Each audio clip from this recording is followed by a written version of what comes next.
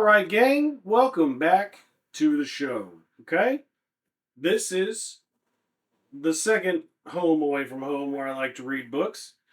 I usually throw the door open, step outside, enjoy the weather a little bit, and get some pages turning.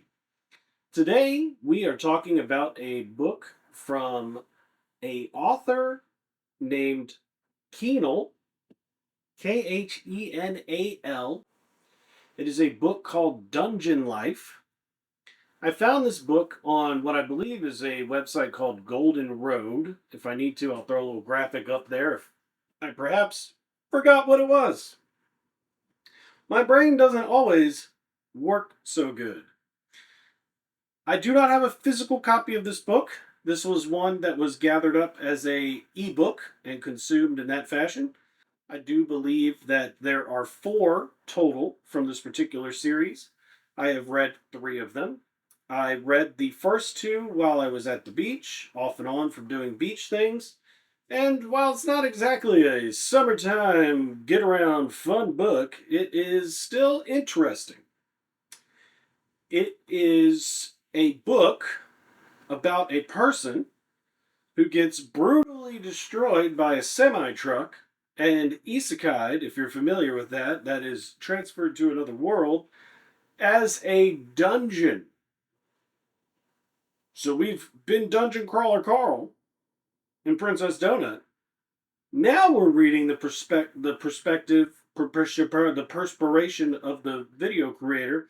We are reading the perspective of the dungeon itself. That's right. You heard about that tree system that's centuries old, talks to each other through the roots? Things are alive, man. Look it up. Educate yourself. I get bit by a bug. So there's bugs out here. Bugs are alive, man. Dungeon life. As always, what we do is we go over the readability of the book on a scale of 1 to 5. 1 being extremely easy, 5 being extremely difficult. It is better to score lower on the scale if you're just looking to have light reading. It's better to score higher on the scale if you're looking for a challenge. This book is not a challenge, but we'll get to that. Secondly, we will go over the cast of characters. The characters that warm our hearts and are typically the reason why we read the books. Then we will go over the plot, why the book is being written, what story it is trying to tell, and what's happening as the days go on. In our little slice of life, dungeon life, anime. That's the best thing I could equate this to. It seems very much like an anime and a book. A light novel, if you will. I think that's what they call them in Japan. Nippon? Japan? You can rent a grandma in Japan, and that's pretty cool. Then we will go over the book cover, which I will have to give you an image in this lovely area over here. Perhaps over here. Maybe I'll put it up top. Maybe I'll put it over here. You never know. I never know. The world may never know how many licks it takes to get to the center of a Tootsie Pop. 872. Which is less pages than what this particular book has, by the way. However, as always, bookflation happens, and in book number 2, it balloons to 890 pages, which was insane. I don't know why that needed to happen, but it did. Anyway, we're talking about book 1. So after we talk about the book cover, we will of course talk about should you own this book. It is very difficult to get a copy of this book. You have to get it off of a specific couple of web pages, I believe. I think Amazonia is one of those pages that sells it. But you're not going to walk into your bookstore or your library and find this book. It's a very young author in terms of how long they've been writing. I have no idea about any of the particulars about Khenal himself. That is his username on the Golden Road, I believe. Which again is a very neat website and full of literary RPG books, let me tell you. Old Carl over here, he created some problems for me. I like LitRPG. Thank you, Matt Dinneman. You're a treasure. So, with the criterium out of the way, let's get to the review. So, number one, readability. I give this a 1. A 1. Very easy book to read. Actually, no, let's make it a 2. Let's make it a 2 because the main character was an engineer. And as an engineer, there's some concepts that may be engineering, and you may not be an engineer yourself. So you may not follow the thought process. It literally puts the voice of the dungeon almost into a coma. So there you have that. 2 on the readability scale, a deuce. Deuce is very common in these reviews, so readability, you want to skip that part, it's already been done, so too late. The characters. Oh, the characters. The beloved cast of characters. As the D, I found it very interesting when the dungeon was asked what it wanted to name itself, and it called itself the DM. Like the DM of a Dungeons and Dragons game. That warmed my heart just a little bit. Just a little bit. Just a bit. And, it's something that happens later on in the book, but it's not a big spoiler alert or anything. Could be, maybe. I don't know. It's inconsequential to any of the actual story what the dungeon's name is. There's some particulars that the author tries to cook up as to why it's not common, but you can get there if you read the book. So the dungeon itself, the DM, the dungeon master, is the main character. It is the primary narrator. It is like reading a stream of consciousness of a player who's playing a real-time strategy game, or perhaps someone who's playing a game like Civilization 7, or any of those base territory builder type things. You've got to have a thing that builds these type of creatures. You've got to have a thing that builds these type of creatures. You've got to have scouts. You've got to have this. You've got to have that. You got to have it all. Don't you want it all? And through that, we get introduced to Elf Guy. Elf Guy is from the local Dungeoneering Guild, and coincidentally enough, there's a game coming out where you can cosplay Elf Guy. I don't remember the name of the game, but if I find it, maybe I'll put something up again over here, or maybe over here, or here, or here, and tell you about that game coming out. But there is a game coming out where you investigate dungeons and grade them. And that is what Elf Guy does. He goes and tests the metal of the dungeon so that the Delvers, which is what they're called in this, the Adventurers Guild Delvers, know how difficult the dungeon is to navigate. How difficult are the encounters? How difficult are the bosses? What mining nodes exist? Etc., etc., etc. So that's Elf Guy. Very pivotal character. Then you have the scions of the dungeon, which are based off of the individual spawners. Like I said, you have to have a thing that spawns a thing. And out from that thing comes a very special thing, and that's a scion. So congratulations, you've just been educated. Those scions vary. There's spiders, there's rats, there's ravens, and Quoth the Raven, nevermore. I think that's over here somewhere. Right here, Edgar Allan Poe. But what do you know? More about this book in a few minutes, that's for sure. After the scions, we have 2 young adventurers, Freddie and damn if I can't remember her name. Raynar, maybe? Rena? Freddie and Jupiter. Freddie and Mercury. Yeah, Freddie and Mercury. Get it? Queen fans? So Freddie and Mercury are adventuring in the dungeon, and they get into a bit of a scuffle with some of its denizens, and eventually make it into a very dangerous part of the dungeon, and they almost get killed. Or do they? Read and find out. Turn to page 872. Or what's that thing from Harry Potter? Turn to page 394. Although this book, I believe, ends around 296 pages. It's not as long compared to the second one, which is a bajillion pages long. So anyway, Freddie and Mercury, they're adventuring. One is a paladin, one is a young mage. They haven't figured themselves out yet. He doesn't know he's a paladin per se.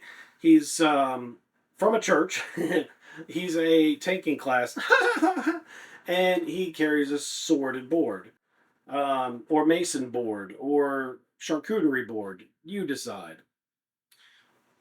They go on an adventure. They level up. They become more educated on what it's like to live life as small orphan children. And Freddie and Mercury become a very pivotal portion of the rest of the four stories because they live in the town of Fordock, which is the town that the dungeon is located in. However, let's get to the plot. The plot thickens when we find out that there's a second dungeon in Fordock that's been there for longer than the DM. This is a dungeon called Never Rest. Can you take a guess at Never Rest? That's right, folks. It's the Undead Dungeon. And it's not a nice one. The DM? Nice dungeon. Good dungeon. You're so nice. Very good. Never Rest? Bad dungeon. Terrible dungeon. Go to your room. You're grounded. And that is the major plot. Outside of the dungeon itself, figuring out what it is now, what life is like as a dungeon, there's a lot of particulars on how to grow a dungeon, why certain things need to be done certain ways, you know, all sorts of this and that. But the primary antagonizing factor, the antagonist in this, is another dungeon named Never Rest. It's hard to talk with something in front of your mouth. And as a result, we come to the culmination of that by the end of the book. A bit slow of a start. Many first books are. And in fact, I'm getting ahead of myself. Let's get back to the characters. I'm going to give them a 4.5 out of 5. He created some fun characters. The scions are neat. Eventually, they get to talk to each other. There's a whole thing. It's fun. It's different. That's why I kept reading it. That's why I continue to read it. And I can't wait to get into book number 4. The plot itself is, again, interesting because of the fact that you've got some dungeon on dungeon warfare. Or if you were a StarCraft or Warcraft or Age of Empires nerd like I was, or Red Alert, you played those RTS games, you like the idea of going up against someone else's base, you know, taking out their spawners, taking out their generals, taking out their bases, and winning, right? So we've got that going in a book, and I never really thought I would read a book like that. And that's what happens when you like branch out your horizons, right? You get open minded, you pop the top off of your head, you open your mind, and you explore something new. And I did that, and I found something wonderful in Dungeon Life. So I give the plot a 4 out of 5. It's different, it's engaging, and it's fun. It's a slice of life dungeon anime in a book. That's pretty fun, isn't it? I know some of you guys out there want something like that. You know? Delicious in dungeon. I'm looking at you. Book cover. Very interesting book cover. It is the dungeon itself. It is the scions. I believe it is the rat, possibly the spider and the raven.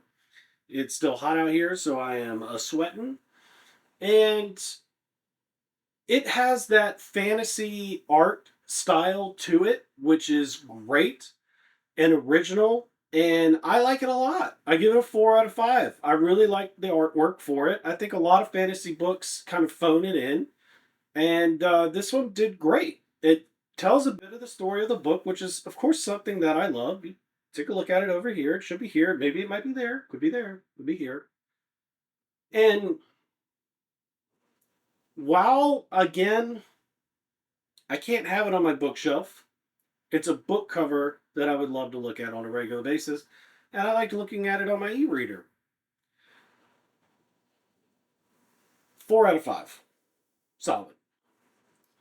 The should you own this book, again, it's very difficult to find.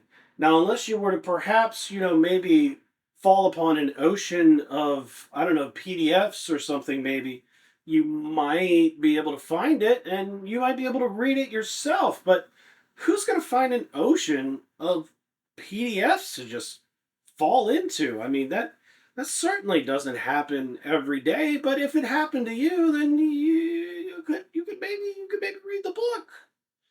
Or, you want to buy a copy of it from Amazon, that's up to you. I think it would be one that, because of its originality, because of the story, and because it's a young author, eventually, if I can get my hands on it, I'm banned from Amazon. That's a story for a different time. If I can get my hands on a physical copy of it, I would do so to support the author. Maybe I'll reach out to the author himself and say, hey, Khenal, I'd love to get a copy of your book. Let me know. Let me Venmo you $15 or whatever it is. 20 with shipping. You can send me out a copy of the book. Um, I would have it on my bookshelf just because it's something that if somebody asked me what it was, I would be more than happy to talk to them about it, just like I'm talking to you about it. So if you've ever heard about it or if you've heard of the Golden Road, why don't you leave a comment below and let me know. If you enjoyed this review, which again is going to get a solid 4 out of 5, 4 out of 5, 4 out of 5, 4 out of 5, then you should definitely take a look at it. Maybe find that ocean of, I don't know, PDFs. It could exist, it could not. And from there, start your journey of a dungeon life and see what comes through for you. As always, if you liked it, let me know. If you want to keep seeing more, hit the subscribe button down there as it blinks at you with psychological manipulation. And as always, I bid you farewell, good evening, a good day, and goodbye.